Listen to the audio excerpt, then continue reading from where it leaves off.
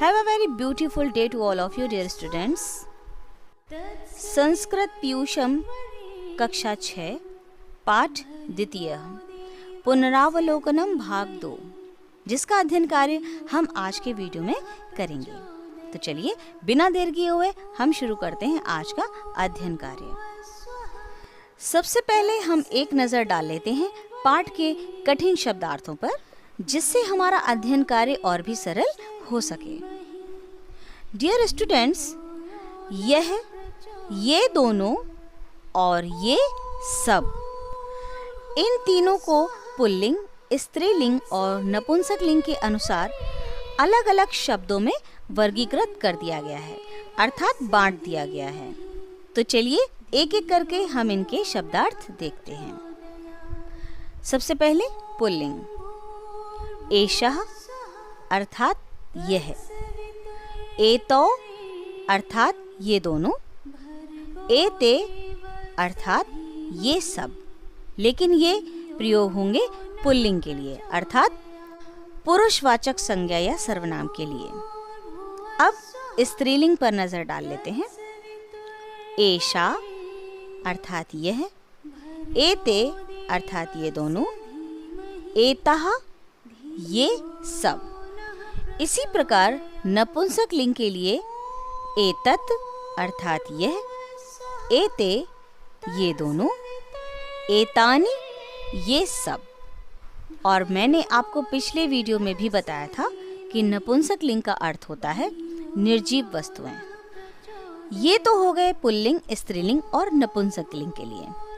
अब जो शब्दार्थ मैं बताने जा रही हूँ वो तीनों लिंग के लिए प्रयोग किए जाते हैं, जैसे त्वम अर्थात तुम, युवाम अर्थात तुम दोनों, यूयम अर्थात तुम सब, जो कि एक वचन है, द्विवचन है और बहुवचन है। इसी प्रकार अहम अर्थात मैं, आवाम अर्थात हम दोनों और वयम यानी हम सब। मैं एक वचन, हम दोनों द्विवचन, वयम बहुवचन। चलिए अब हम शुरू करते हैं अपने पाठ का हिंदी अनुवाद। चित्र के अनुसार पुल्लिंग, स्त्रीलिंग और नपुंसक लिंग के लिए प्रयोग किए हुए वाक्य हैं, जिनको हम पढ़ेंगे।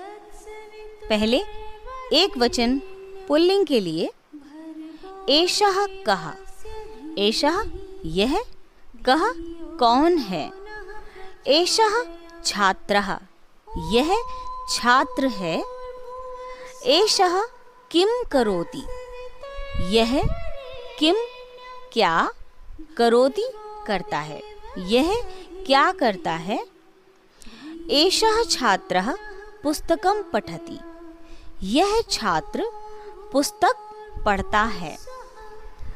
अब द्विवचन के लिए अर्थात दो लोगों के लिए, एतौ कौ, एतौ ये दोनों, कौ कौन है, ये कौन है, एतौ गजौ ये दोनों हाथी हैं अर्थात ये हाथी हैं। एतौ किम कुरुतः ये क्या करते हैं, एतौ गजौ जलम पिबतः ये हाथी जल पीते हैं। इसी प्रकार बहुवचन के लिए, एते के ये सब कौन हैं, एते कपोतः ये कबूतर हैं, एते किम कुर्वन्ति ये क्या करते हैं, एते कपोतः तंडुलान खादन्ति ये सब कबूतर चावल खाते हैं। इसी प्रकार स्त्रीलिंग के लिए शब्दों पर ध्यान दीजिएगा, पुल्लिंग के लिए अलग हैं, स्त्रीलिंग के लिए अलग और नपुंसक लिंग के लिए अलग हैं। एषा का यह कौन है, एषा बालिका यह बालिका है, एषा किम करोति, यह क्या करती है। एषा बालिका अम्बाम नमति, यह बालिका अम्बाम माता को नमति नमस्कार करती है। अब द्विवचन के लिए एते के, ये कौन हैं। एते अजय, ये बकरियां हैं। एते किम कुरुतः, ये क्या करती हैं। एते अजय घासम चरतः, ये बकरियां घास चरती हैं। इसी प्रकार बहुवचन के लिए एतः कहा, ये सब कौन हैं। एतः बालिकाः, ये सब बालिकाएं हैं। एतः किम कुर्वन्ति, ये सब क्या करती हैं। एतः बालिकाः पुस्तकानि पठन्ति, ये बालिकाएं पुस्तकें पढ़ती हैं। प्यारे बच्चों, हमने पुल्लिंग और स्त्रीलिंग के एक वचन, द्विवचन और बहुवचन रूप पढ़ लिए हैं। अब हम नपुंसक लिंग के एक वचन, द्विवचन और बहुवचन वाक्य पढ़ेंगे। एतत् किम, ये क्या है। एतत् पुष्पम, यह पुष्प है अर्थात फूल है। एतत् पुष्पम कीदृशम, यह फूल कीदृशम अर्थात कैसा है। यह फूल कैसा है। एतत् पुष्पम सुंदरम, यह फूल सुंदर है। अब द्विवचन एते के, ये क्या हैं। एते फले, ये फल हैं। एते फले कीदृशे, ये फल कैसे हैं। एते फले मधुरे, मधुर मीन्स मीठा। एते फले मधुरे, ये फल मीठे हैं। आइए अब हम बहुवचन के वाक्य पढ़ते हैं। एतानि कानि, ये सब क्या हैं। एतानि चित्राणि, ये सब चित्र हैं।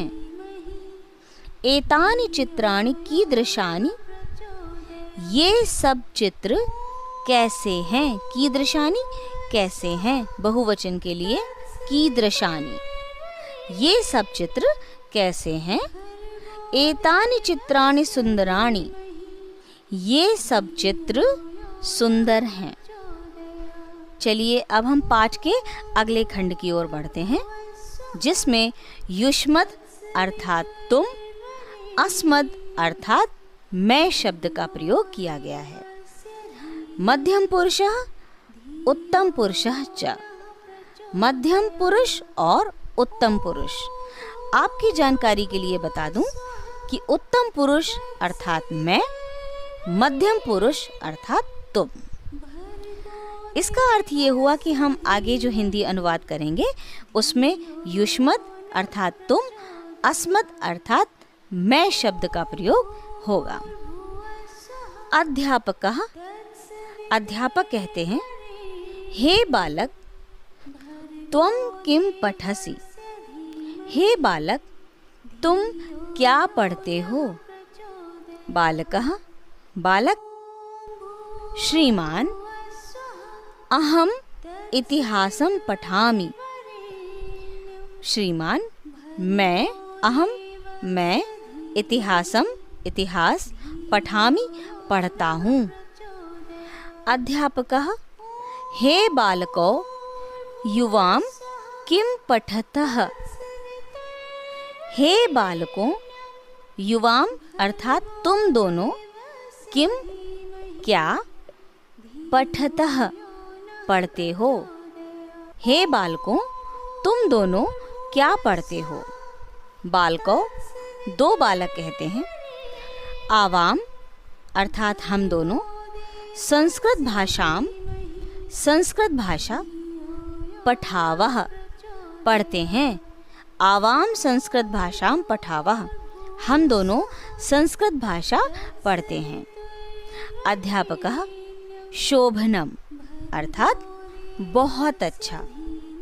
इयं भाषा सरला मधुरा च अस्ति यह भाषा सरल और मधुर है। अध्यापकः हे बालकः हे बालकों यूयं किम पठत तुम सब यूयं तुम सब क्या पढ़ते हो। बालकः सभी बालक कहते हैं। श्रीमन श्रीमान वयम अर्थात हम सब। विज्ञानम पठामः हम सब विज्ञान पढ़ते हैं। अध्यापकः बाढ़म अर्थात बहुत अच्छा। विज्ञानम जीवने आवश्यकम भवति विज्ञान जीवने अर्थात जीवन में आवश्यकम भवति आवश्यक होता है।